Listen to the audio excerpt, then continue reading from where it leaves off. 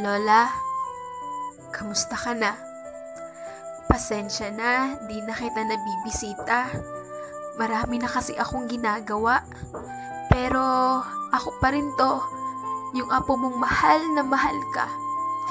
Balita ko, hinahanap mo raw ako. Mismo na raw yakap ko. Naalala mo pa ba? Tuwing hapon, pinaglulutuan mo ako ng merienda. Tapos, ikukwento mo love story nyo ni Lolo, sabay magtatawanan tayong dalawa. Sa tuwing napapalo ako ni Mama at Papa, ikaw yung nandyan at nagpapatahan. Miss ko na rin sa'yo makipagkwentuhan.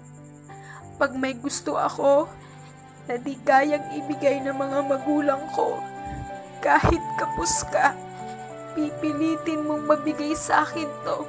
Kasi masaya ka sa tuwing nakikitang masaya ako. Lagi mo akong pinagsasabihan dahil din sa katigasan. Pero kahit kailan, di mo ako sinaktan. Lagi mong ipinararamdam kung gaano mo ako kamahal. Aaminin ko, natatakot ako. Dahil sa paglilipas ng panahon, umiikli ang pagkakataon. Bumibilis ang takbo ng orasan. Baka di na kita muling mahagkan.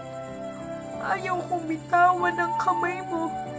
Gusto ko, kasama ka hanggang sa pagtanda ko. Gusto ko humaba pa buhay mo. Makilala mo mapapangasawa ko. At makita pa ang magiging apo mo.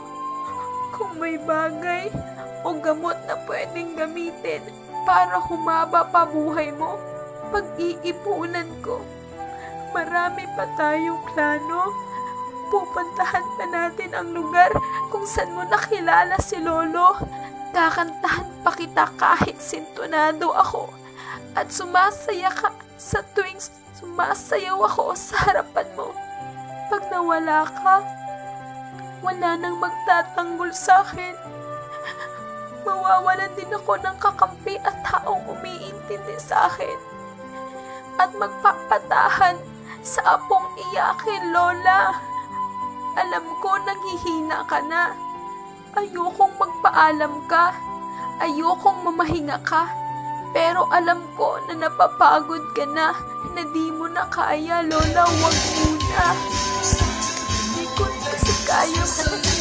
Marami pa akong pangarap na gusto kong makita mo. Pakiusap